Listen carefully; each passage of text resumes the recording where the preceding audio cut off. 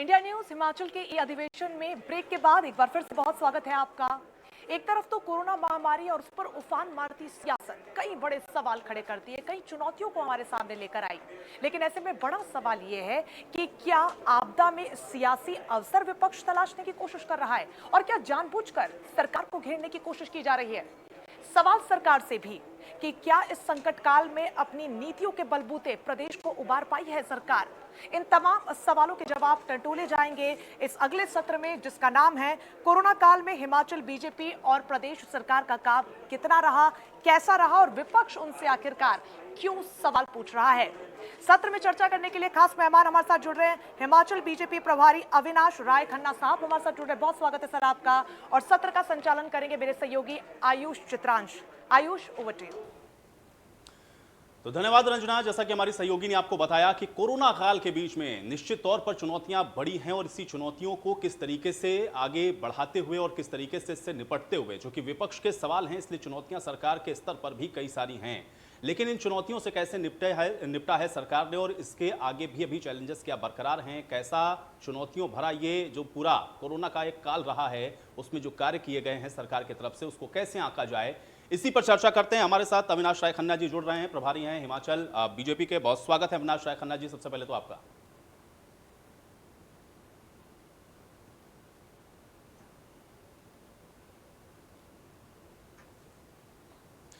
तो अविनाश राय खन्ना जी हमारे साथ जुड़े हुए हैं। आप अविनाश राय खन्ना जी, आपसे ही शुरुआत कर लेते हैं हम सबसे पहले। और इसके अलावा दिनेश शर्मा जी भी हमारे साथ जुड़े हुए हैं, संपादक हैं हमारे। आप अविनाश राय खन्ना जी, आपके पास मैं आता हूं। कोरोना काल के बीच में सबसे बड़ी चुनौती किस तरीके से आप लोगों के सामने रही, कैसे इसको आप लोगों ने फेस किया और क्या आंकलन आप करेंगे कोरोना काल के बीच में, अगर सरकार की तैयारियों के लिहाज से और कोरोना के इन चैलेंजेस के लिहाज से मैं आपसे समझना चाहूं तो। देखिए, कोविड 2019 में आया, लेकिन भारत में पहुंचते पहुंचते ये 2020 में मार्च के करीब इसने बहुत जबरदस्त दस्तक दी।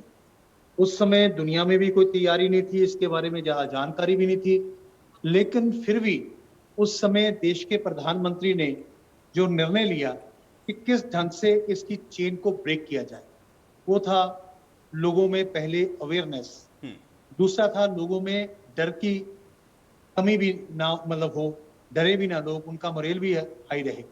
तो एक बहुत बड़ा प्रश्न था, लोगों का रोजगार भी चलता रहे, उनके घर में अन्न भी रहे। तो सरकार और पार्टी दोनों ने मिलकर उस काल में एक ऐसा सिस्टम बनाया, उसमें 5-6 कार्यक्रम पार्टी ने दिए। फीड द नीडी, जो लोग घर पे बैठे हैं, उनके पास कोई खाने पीने का नहीं है, तो आप वहां जाके आइए। मजदूरों के लिए काम करना, बुजुर्गों के लिए काम करना, फिर distribution of mask and sanitizer, soap, वो बांटना। मतलब जो जो शुरुआत काम थे अवेयरनेस के, उसको लेकर सरकार और पार्टी ने मिलकर काम किया। और कोरोना की रफ्तार जो थी बहुत तेजी से बढ़ रही थी। उस समय ना मेडिसिन का पता था, ना और कुछ चीज का पता था, लेकिन भारत के नेतृत्व ने अपना हौसला नहीं, बीमारी को लड़ने के लिए अपना एक जो प्रोग्राम था उसको बनाया। पीएम केयर फंड रेज किया, सारे एमपीज के फंड जो थे वहां गए, लोगों ने बहुत खुले मन से उसमें दान दिया। तो भारत के प्रधानमंत्री ने ऐसा उस समय एक्ट किया जैसे कि एक परिवार का मुखिया जो है वो एक्ट करता है, सबको देखना। यहाँ तक कि आपको पता होगा कि जो मजदूर पैदल गए तो उनके पाँव में छाले ना पड़े, उनके चप्पल उनको प्रोवाइड की जाए, उनको वाहन प्रोवाइड किया जाए। ऐसी सभी जो कमियां थी, जो जरूरत थी, उसको पूरा करने के लिए हमारी केंद्रीय सरकार और यहाँ हिमाचल की सरकार और भारतीय जनता पार्टी के कार्यकर्ताओं ने घर घर जाकर उस बात के लिए कहा। तो सबसे आगे जो आए वो आए हमारे डॉक्टर्स, पैरामेडिकल स्टाफ, पुलिस कर्मचारी, ये हमारे वॉरियर के रूप में आगे आए। इन्होंने अपने आप को संभाला। इस आपदा में हमें जो सीखने का मिला, मैं समझता हूं कि कहते हैं कि जो मुसीबत होती है वो किसी ना किसी अवसाद इन्वेंशन की जननी होती है। उस समय हमारे पास पीपी किट्स बनाने का कोई साधन नहीं था, हमारे पास 95 मास्क बनाने का साधन ही था। लेकिन अपने इस बलबूते पर इस देश ने उस समय पीपी किट्स बनाए, उस समय मास्क बनाए, जी। डॉक्टर्स को दिए और फिर धीरे-धीरे जनता में उस बात को लेके जाना और एक नारा दिया कि मास्क है ज़रूरी, 2 गज की दूरी। हुँ। उसके कारण जनता में एक अवेयरनेस पैदा करने की कोशिश की। बहुत बड़ा चैलेंज था। जी। वो ऐसा एक जी। कोरोना का दुश्मन जो ना दिखाई देता था, कैसे लड़ना है वो भी नहीं पता था। हुँ। लेकिन मैं समझता हूँ कि डॉक्टर्स ने अपनी सूझबूझ के कारण इसको किया। एक बहुत बड़ा जी। सामाजिक जो नेगेटिव फैक्टर आया, मैं वो भी आपके साथ शेयर करना चाहता हूँ, जी, जी। बिल्कुल, क्योंकि बिल्कुल। वो हमने बहुत नज़दीक से उसको देखा है। वो ऐसा एक समय आ गया कि लोग अपने जो परिजन थे, परिवार के सदस्य से, जब उनको डेथ होती थी, तो उसको उठाकर श्मशान भूमि में लेके जाना तो अलग, वहाँ उनका संस्कार भी नहीं किया जाता था। तो हमारी हेल्थ मिनिस्ट्री ने एक प्रोटोकॉल बनाया। उस प्रोटोकॉल में यहाँ तक कि हेल्थ के क्या प्रोटोकॉल है और संस्कार कैसे करना है, उसका भी सारा लोगों की सहायता की। आज जो दूसरी वेव आई है, ये जो पहली वेव की डिफिकल्टीज़ थी, वो इस वेव में हमें फेस करने को नहीं मिली। हुँ। जी, चलिए अविनाश अविनाश जी, जी, बहुत इस सारी चुनौतियाँ हैं, उस पर भी मैं आपके पास आऊँगा, लेकिन चूँकि इस वक़्त हमारे साथ हमारे संपादक भी दिनेश जी भी हमारे साथ जुड़े हुए हैं, मैं उनका भी रुख कर लेता हूँ। दिनेश जी, आपका सवाल अविनाश राय खन्ना जी से? जी, अविनाश जी, आपने आपने कहा कि केंद्र सरकार की तरफ से जब वायरस एक तरह से कहा जाए कि 2019 में ये पता लगा कि वायरस और भारत में जो है वो 2020 में दाखिल हुआ, मार्च में आप कह रहे हैं। लेकिन सवाल ये उठता है, विपक्ष भी उठाता है और ये कहा जाता है कि समय पर जो है लॉकडाउन नहीं लगाया गया। अगर समय पर लॉकडाउन लगाया जाता और समय पर लॉकडाउन, एक सवाल ये उठता है, दूसरा उसके बाद सवाल ये उठता है कि अ, जो विपक्ष भी उठाता है वो कहता है कि देखिए तैयारी तैयारी भी नहीं थी। आपने कहा तैयारी इसलिए नहीं थी कि नया चैलेंज था, लेकिन उसके बाद जिस तरह से जीत की घोषणा जो है जल्दबाजी से कर दी गई, इस पर सवाल उठता है। तीसरा, जब सेकंड वेव आया तो वी वर कॉट अनअवेयर, ये सवाल उठता है। ये 3 सवाल है। हुँ। देखिए, मैं भी इस बात को 2 हिस्सों में बाँटना चाहूँगा। एक जी, कोरोना की जब वेव खत्म होगी, वो हिस्सा था। एक जब सेकंड वेव आई, वो दूसरा हिस्सा था। देखिए, जी, सेकंड वेव की जो डिफ़िकल्टी थी, वो अलग तरह की थी। पहली वेव की जो डिफ़िकल्टी थी, वो अलग तरह की थी। पहली वेव में जी, के बाद इनोवेशन हुए, मेडिसिन आई, लोगों का ट्रीटमेंट शुरू हुआ। लेकिन दूसरी वेव में वो इतना भयंकर तरह का एक ढंग से आया, आपने देखा होगा कि ऑक्सीजन की एकदम कमी, वेंटिलेटर्स की कमी। लेकिन सरकार ने कहीं भी अपनी ड्यूटी से कोताही नहीं की। सरकार ने इस बात को भी फेस करने का पूरा अपना मन बनाया हुआ था।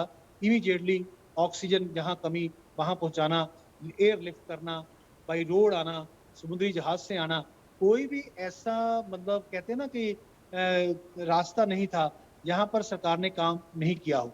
तो सरकार ने अपनी तरफ से जितने पीएम केयर फंड के वेंटिलेटर, उसको यूज़ करके वेंटिलेटर लोगों को दिए। वेंटिलेटर की ज़रूरत काफ़ी पड़ी, आपने देखा होगा। फिर मेडिसिन की ज़रूरत बहुत पड़ी। लेकिन इस काल में देखिए, मैं समझता हूँ कि एक बड़ी दुखांत जो पहलू था, वो था कालाबाज़ारी का। कई लोगों ने तो जी, मेडिसिन को ही कालाबाज़ारी करनी शुरू कर दी और कई डॉक्टर्स ने अपने हॉस्पिटल्स में बहुत ज़्यादा पैसा लेकर वो शुरू कर दिया। लेकिन आप सरकार के काम को देखिए, अगर मैं डेटा दूँगा, जी, मेरे पास सारा डेटा है, किस किस ढंग से हम आगे बढ़े, किस-किस ढंग से हमने आगे किया। जब लॉकडाउन की बात है दिनेश जी, लॉकडाउन भी जी, जो था वो केंद्र सरकार ने सरकारों के ऊपर छोड़ दिया कि राज्य सरकार ग्रेविटी को देखते हुए वो निर्णय लें। ठीक बात है, जी। लॉकडाउन जी, चेन जी, तोड़ने अविनाश के जी, लिए आप एक सही कह रहे हैं कि इस बार केंद्र सरकार ने लॉकडाउन खुद नहीं लगाया, राज्य सरकारों पर छोड़ दिया, क्योंकि उस पर सवाल उठे थे पहले जब जिस तरह से लॉकडाउन लगाया गया। लेकिन सबसे बड़ा जो सवाल उठता है, जो विपक्ष भी उठाता है, वो सवाल ये उठता है कि हमने तैयारी नहीं की सेकंड वेव के लिए। एक्सपर्ट्स कह रहे थे कि सेकंड वेव आएगा, अब थर्ड वेव की बात हो रही है, लेकिन फर्स्ट वेव के बाद सेकंड वेव की जो तैयारी थी वो नहीं हो पाई। इसीलिए जो ऑक्सीजन की कमी, वेंटिलेटर्स की कमी, फिर विदेशों से सहायता मांगनी पड़ी, उसमें कोई बुराई नहीं है। देखिए देश के जन जन को बचाने के लिए जिससे भी सहायता मांगनी पड़ी, कोई बुराई नहीं है, लेकिन अगर तैयारी कर ली जाती, विपक्ष ये सवाल उठाता है और मेरा भी सवाल है, तो आपको नहीं लगता कि इस तरह का अफरा तफरी नहीं मचती और जाने जो है वो बचाई जा सकती थी? दिनेश जी, मैंने पहले कहा इस वायरस का जो इम्पैक्ट था वो ऐसा था सेकंड वेव में कि उसमें जो पहली वेव में जो काम किए उससे बिल्कुल अलग सा दिखाई दिया। हमारे पास इस समय दवाई भी आ गई थी, हमारे पास टेक्नोलॉजी भी आ गई थी, हम ट्रीटमेंट भी करना शुरू कर दिया था। लेकिन जो आप विपक्ष की बात कर रहे हो, मैं आप के द्वारा विपक्ष को निवेदन करूंगा, जब देश किसी संकट में होता है, जहां मान लो एक व्यक्ति किसी संकट में होता है, तो सलाह देने वाले तो बहुत आते हैं, लेकिन सहयोग देने वाले बहुत कम आते हैं। एक चीज बताइए कि भारतीय जनता पार्टी का कार्यकर्ता कोई इम्यून तो नहीं था ना, वो भी एक आम आदमी था ना, बाकियों की तरह।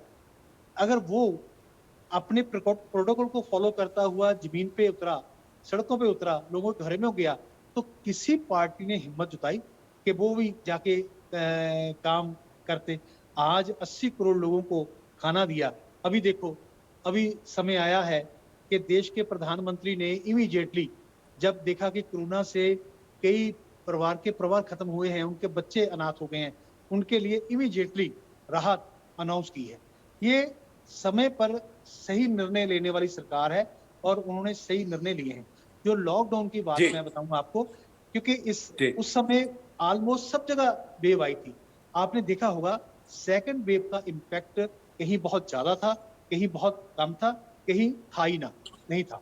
जैसे महाराष्ट्र है, उसमें ज्यादा था, दिल्ली वहां ज्यादा था, लेकिन बहुत से ऐसे राज्य थे जहां पर इसका इम्पैक्ट नहीं था, तो उन्होंने राज्यों को वो एक पर छोड़ा। अब देखिए, मैं एक बात और आपके ध्यान में, आपके द्वारा लोगों को ध्यान में लाना चाहता हूं कि कभी आपने सोचा कि देश का प्रधानमंत्री नीचे डॉक्टर तक बात कर रहा है, डीसी तक बात कर रहा है, हेल्थ मिनिस्टर तक बात कर रहा है, सीएम तक बात कर रहा है। कितनी चिंता, ताकि प्रॉपर फीडबैक आए, उस फीडबैक के अनुसार जो जो जरूरत है किसी को, उस जरूरत को दिया जाए। अब मैं नाम नहीं लेना चाहता, लेकिन अविनाश जी, ये तो दायित्व बनता है, वो देश के मुखिया हैं, उनका दायित्व बनता है सबसे बात करना, जन जन से बात करना। अगर आपको जनता ने चुनकर भेजा है तो आपकी ड्यूटी बनती है, फर्ज बनता है आपका, सरकार का। बिल्कुल ठीक है, मुख्यमंत्री और प्रधानमंत्री का। इसीलिए जब नीचे डॉक्टर्स तक बात की है ना, इसका मतलब कि ग्राउंड रियलिटी में फीडबैक क्या है, वो फीडबैक वहां पर आए। मैं ये नहीं कहता उन्होंने ड्यूटी बनती है, बिल्कुल बनती है। जब तकलीफ होती है तो जहां से भी अच्छा सहयोग मिले वो लेने से तकलीफ कम होती है, उसके रास्ते निकलते हैं। वही रास्ते देश के प्रधानमंत्री ने निकाले और बहुत से मुख्यमंत्रियों ने वो रास्ते निकाले, बहुत से डिप्टी कमिश्नरों ने भी इनोवेटिव आइडिया से उन रास्तों को निकालने की कोशिश की। नहीं अविनाश जी, इसमें एक सवाल मैं और जोड़ूंगा, फिर मुझे ये भी इसके साथ में बताइए, चूंकि आपने पहले ही सवाल के जवाब में ये कहा कि हम लोगों ने बहुत कुछ सीखा इस कोरोना काल के दौरान में। जब थर्ड वेव को लेकर के भी बहुत सारे प्रेडिक्शंस हैं, वैज्ञानिकों की तरफ से भी बहुत कुछ बातें कही जा रही हैं, तो फिर सवाल यहां से ये भी उठता है कि जो सेकंड फेज के अंदर हालात बने, क्या अभी आप ये कह सकते हैं कि थर्ड वेव के लिए, या अगर इस तरीके की कोई आपात स्थिति बनती है तो हिमाचल प्रदेश कम से कम उसके लिए तैयार है? देखिए, इस सेकंड वेव में dedicated beds for corona, ICU bed for corona, वो काफी वर्क उसमें है। मेडिसिन का आविष्कार हो गया है। दूसरी बात, पहली वेव के बाद वैक्सीनेशन जो था उसका भी आविष्कार हो गया था, उसको भी लगाना शुरू कर दिया है। वैक्सीनेटेड लोग हो गए हैं और आगे एम है कि वैक्सीनेशन को भी जल्दी से जल्दी ज़्यादा से ज़्यादा पूरा किया जाए, चाहे वो विदेशों से मंगवानी हो, चाहे अपने, और कई कंपनियों को भी कहा गया है कि आप इसका उत्पादन कीजिए।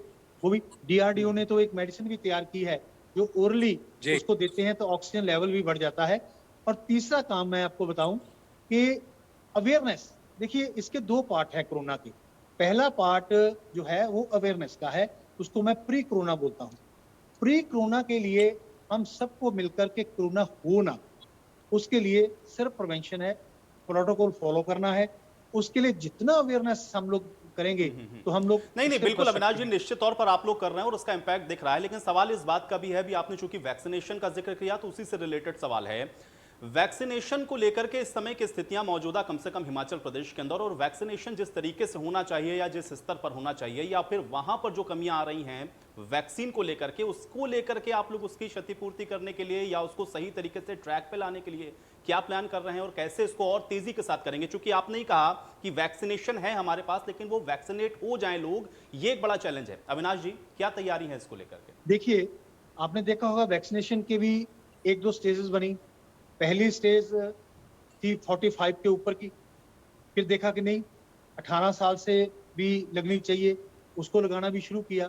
फिर आया कि नहीं, जो पहले सबसे पहले कोरोना वॉरियर्स को लगाई जाए। कुछ बातें जो हैं वो हेल्थ डिपार्टमेंट प्रोटोकॉल तय करता है, पीरियड प्रोटोकॉल हेल्थ डिपार्टमेंट तय करता है। जैसे जैसे वो तय करता है उस ढंग से वैक्सीनेशन होगी। मैं एक बात बता दूं और मैं दावे के साथ कह सकता हूं कि मेरी केंद्र की सरकार के जो कमिटमेंट है वो बिल्कुल सही है, हमारी नीयत बिल्कुल साफ है। हम किसी को भी ऐसे इस दुनिया से जाने नहीं देंगे। हमारी पूरी कोशिश होगी, उसको मेडिसिन चाहिए मेडिसिन मिलेगी, ऑक्सीजन चाहिए ऑक्सीजन मिलेगी, वेंटिलेटर चाहिए वेंटिलेटर मिलेगा, वैक्सीनेशन हो, हर चीज को प्रोवाइड करने की कोशिश की गई। और आपने देखा कि एक समय था जब वैक्सीनेशन हॉस्पिटल में होती थी, फिर समय आया वैक्सीनेशन के कैंप लगने शुरू हुए। धीरे धीरे इस चीज को जो है एक्सपेंड किया जा रहा है। जी अविनाश जी, सवाल उठता है कि वैक्सीनेशन चाहे देखिए भारत भर में बात की जाए या फिर हिमाचल में बात की जाए, कहीं ना कहीं सवाल उठते हैं कि डिलेड है वैक्सीनेशन, जो है मिल नहीं रही, इसलिए समय जो है, जो एक समय था उसको भी बढ़ा दिया गया। पीरियड जैसे पहले रखा गया 5 हफ्ते 6 हफ्ते, फिर 6 से 8 कर दिया गया और अब 12 कर दिया गया। वो इसलिए कि वैक्सीनेशन कम है। तो इसको लेकर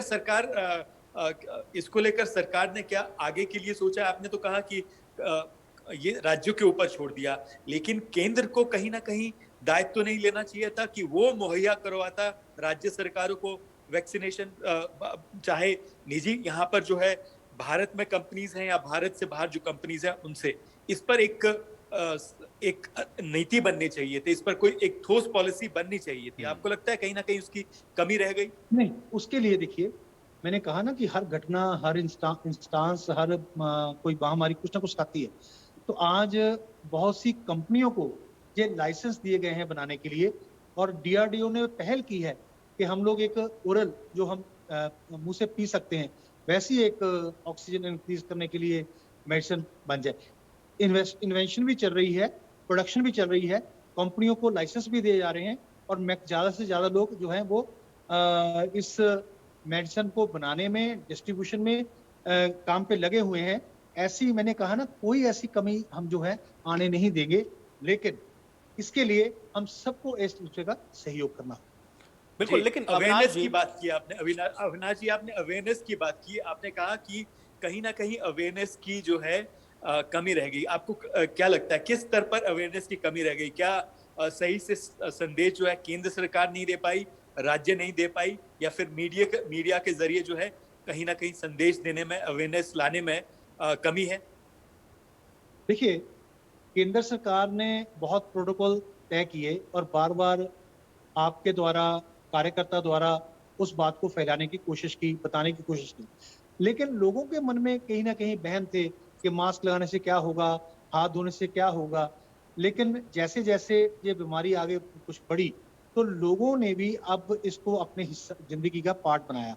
मैं हिमाचल में विजिट करता हूँ, मुझे खुशी होती है कि यहाँ के लोग जो हैं वो इस प्रोटोकॉल को फॉलो करते हैं, मास्क लगाते हैं, दूरी मेंटेन करके रखते हैं।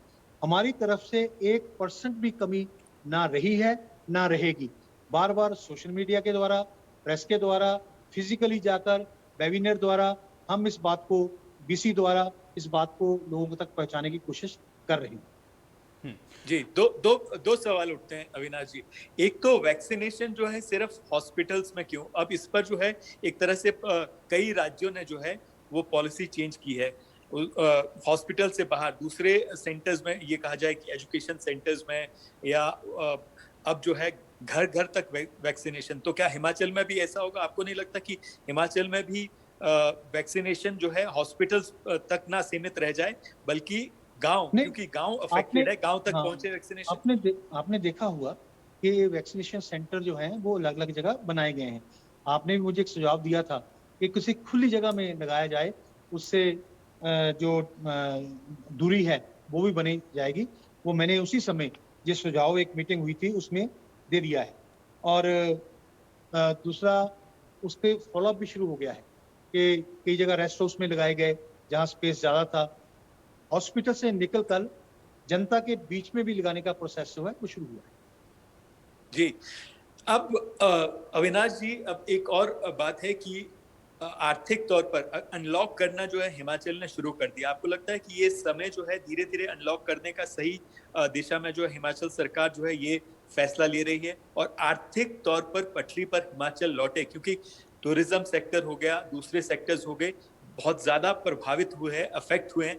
कैसे क्या हिमाचल सरकार इस पर सोच रही है? देखिए, इम्पैक्ट तो इकोनॉमिक रहता ही है। जब शॉप बंद हैं, हॉस्पिटल बंद हैं, क्योंकि हिमाचल तो एक टूरिज्म का सेंटर है। टूरिज्म के कारण ही यहाँ का इकोनॉमी जो है तेज़ी से बढ़ती है। लेकिन जैसे-जैसे केस कम हुए, जहाँ-जहाँ कम हुए, वहाँ पर सरकार ने इस लॉकडाउन की प्रक्रिया को धीरे-धीरे अनलॉक करना शुरू किया है। अभी पूरी तरह अनलॉक नहीं किया, वो इसका रिज़ल्ट देखने के बाद फिर जो है निर्णय लिए जाएँगे।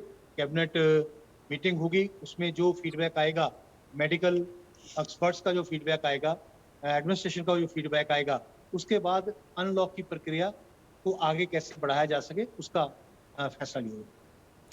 अविनाश जी जी, से एक सवाल उठता है कंटेनमेंट। पिछली बार जब ये कहा जाए कि जब पहली बार लॉकडाउन हुआ था, कंटेनमेंट जोन्स जो बनी थी माइक्रो लेवल पर, हिमाचल प्रदेश की मैं बात कर रहा हूँ, और उससे कहीं ना कहीं जो इन्फेक्शन है उसको रोकने में कामयाबी मिली थी। और एक अच्छा काम जो है ये कहा जाता है कि ब्यूरोक्रेसी ने भी यहाँ पर किया था, वो इस बार नहीं दिख रहा। कर्फ्यू के नाम पर कर्फ्यू की सिर्फ घोषणा हुई, लोग कहते हैं कि वो उसको अच्छी तरह से इम्प्लीमेंट नहीं हो पाया ग्राउंड पे। आपको क्या लगता है? नहीं, देखिए, मैंने हिमाचल में आना था, लेकिन मेरा वैक्सीनेशन हुआ है, तो मुझे कहा गया कि आप अपना वो टेस्ट करवा के आओ। इवन मैं आ सकता था, लेकिन जी एक एग्जाम्पल था कि यहाँ पर प्रोटोकॉल प्रॉपर फॉलो हो रहा है। हमारे कुछ लोग यहाँ विजिट करके गए मनाली में, उन्हें मुझे आके फोन किया कि खन्ना साहब, यहाँ तो पंजाब में तो हम लोग ऐसे घूम रहे हैं, हिमाचल में वाकई लोग जो है वो प्रोटोकॉल को फॉलो कर रहे हैं। पुलिस, पैरामिलिट्री, अपना मेडिकल स्टाफ, ये सभी इस प्रोटोकॉल को फॉलो करवाने में और लोग इसको फॉलो करने में लगे। जी जी। तो आप हिमाचल की जनता को आपकी सरकार की, क्योंकि आप प्रभारी हैं, आश्वस्त करेंगे कि वैक्सीनेशन जो है टाइम पे होगी और वैक्सीनेशन कहीं भी दवाइयों में कमी नहीं आएगी। एक एक जन को जो है, जो समय सीमा तय की गई है उसके अंदर जो है वैक्सीनेशन होगी, दवाई मुहैया कराई जाए। बिल्कुल, जैसे इस पीरियड में हमारी पार्टी और सरकार दोनों जनता के द्वार पर खड़े हैं, उनकी सेवा में लगे हुए हैं। आपने ये 3 दिन का पीरियड देखा होगा, किस ढंग से हम लोगों ने ब्लड इकट्ठा किया, किस ढंग से हमने जो होम आइसोलेशन किट है उनको बांटा, जो लोग ठीक हो गए हैं उनको भी ठीक रखें, उसके लिए भी प्रयासरत रही है पार्टी। मैं आपके द्वारा जनता को विश्वास दिलाता हूँ कि टेंशन लेने की जरूरत नहीं है। जयराम सरकार आपके साथ है, भारतीय जनता पार्टी आपके साथ है, आपको किसी तरह की कोई तकलीफ नहीं होगी। बेड हमारे बढ़ रहे हैं, वेंटिलेटर हमने बढ़ाए हैं, ऑक्सीजन का उत्पादन बढ़ाया है, मेडिसिन की जो जरूरत है उसको देखते हुए भी हमने उत्पादन भी बढ़ाया है और उसकी परचेज भी जो है बढ़ाई है, और कंपनियों को भी लाइसेंस दिए हैं ताकि किसी तरह की कोई कमी यहाँ पर ना रहे। जी, मेरा आखिरी सवाल आपसे, क्या विपक्ष ये कहा जाता है विपक्ष जो है सरकार को आईना दिखाता है, जनता की बात जो है वो सामने लेकर आता है। क्या अब आपकी सरकार का ये दायित्व नहीं बनता है कि आप विपक्ष को भी साथ लेकर चलें, और विपक्ष जो अगर सुझाव देता है तो उसको अच्छे से सरकार को उन पर अमल करना चाहिए?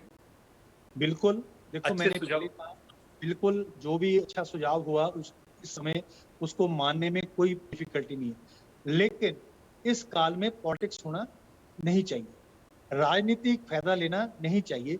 सिर्फ और सिर्फ सरकार को कोसना ये समय की मांग नहीं है। मैंने पहले कहा कि चिट्ठियां लिख लिख के सलाह देने वाले बहुत हैं, सहयोग करने वाले बहुत कम हैं। सिर्फ सहयोग करने वाले जो हैं वो भारतीय जनता पार्टी के कार्यकर्ता हैं, जिन्होंने बस्ता उठा के फील्ड में जाके लोगों से सीधी बात की है। आज घर वाले भी किससे मिलने में कतराते हैं, लेकिन भारतीय जनता पार्टी का कार्यकर्ता घर पे जाकर भी उनको आइसोलेशन किट पकड़ा के आया है। अगर उसको फूड की जरूरत है वो भी दे के आया है। तो हम कभी भी पीछे नहीं हटेंगे। भारतीय जनता पार्टी के इस नेतृत्व के नीचे काम कर रही है, वो एक कमिटेड नेतृत्व है, जिन्होंने इस देश को अपना परिवार समझा, इस प्रदेश को अपना परिवार समझा। उसी हिसाब से हम लोग जनता की सेवा में लगे हुए हैं। कोरोना वॉरियर्स और फ्रंट लाइन वर्कर्स के लिए आपका क्या संदेश है? मैं उनको सल्यूट करता हूँ। मैंने बात की है कि मैं खुद कोरोना का पेशेंट रहा। मैंने देखा है किस ढंग से डॉक्टर्स और मेडिकल स्टाफ जो है, पैरामेडिकल स्टाफ जो काम करता था। मैं उनको सल्यूट करता हूँ। उनके लिए मैं दुआ करता हूँ कि वो स्वस्थ रहें। अगर वो स्वस्थ रहेंगे तभी ही सेवा कर पाएंगे। इसी तरह पुलिस के कर्मचारी जो हैं वो नाकों पे खड़े होकर दिन रात इस प्रोटोकॉल को फॉलो करवाने के लगे हुए हैं। उनकी भी सेहत के लिए मैं प्रार्थना करता हूं कि वो भी सेहतमंद रहें। हम उनको सल्यूट करते हैं, सलाम करते हैं कि इस काल में वो सबसे आगे बढ़कर उन्होंने काम किया। और भारतीय जनता पार्टी के कार्यकर्ता को मैं सलाम करता हूं कि जिन्होंने अपने पार्टी के आदेश के मुताबिक सेवा ही संगठन को सेवा के साथ जुड़ा है। हमने कोई राजनीति नहीं की, कोई हमने भाषणबाजी नहीं की। जाके जनता के बीच में जो उनको जरूरत थी वो सहायता दी। जी अविनाश जी, आईटीवी नेटवर्क भी सीधा जो है लोगों के संपर्क में ओपीडी जो है चला रहा है और डॉक्टर्स और जनता को जो है एक साथ ला रहा है। आप हमारे नेटवर्क और इस तरह जो मीडिया जो है इस तरह की प्लेटफॉर्म इस दौरान इस त्रासदी में चला रहे हैं, आप उनके काम को सराहेंगे क्या? बहुत मैं अप्रिशिएट करता हूं। मैंने आपके हेल्पलाइन नंबर पढ़े हैं। मुझे आशा है कि बहुत सारे लोगों ने उस हेल्पलाइन का फायदा लिया होगा।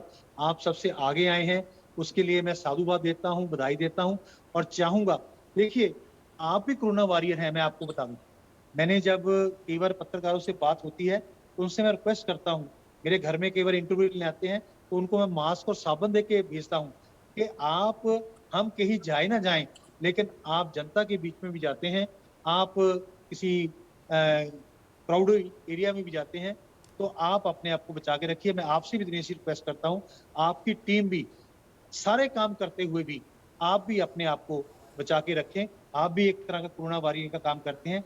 जनता के सामने जो है उसकी समस्याओं को जनता के सामने लाना और सरकार के किए हुए कामों को जनता को बताना, ये एक बहुत बड़ा काम आप कर रहे हो। हेल्पलाइन जो आपने शुरू की है, इसके लिए मैं रियली आपको सल्यूट करता हूं और साधुवाद देता हूं।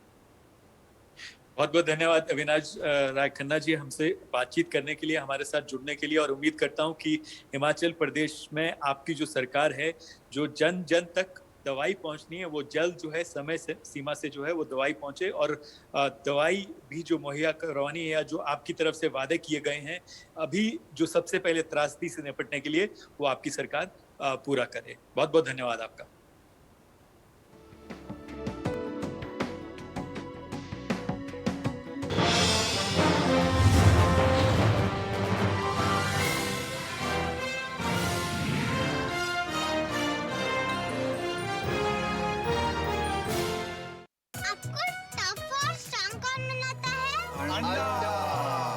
संडे हो या मंडे, सब कुछ आजमाया और तब मैंने माना कि सिर्फ सच्ची सहेली ही है महिलाओं के उन मुश्किल दिनों की हर समस्या, जैसे कठिन दर्द, अनियमितता, खून की कमी, थकान व कमजोरी जैसी सभी प्रॉब्लम्स के लिए नंबर 1 औषधि एवं टॉनिक। देश प्रदेश खेल और ग्लैमर की हर हलचल, हम रखते हैं सच की तह तक जाने का जज्बा। देंगे आपकी नई सोच को एक नई उड़ान। खबरों का है यही बाजार।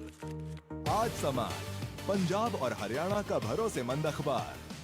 सब कुछ आजमाया और तब मैंने माना कि सिर्फ सच्ची सहेली ही है महिलाओं के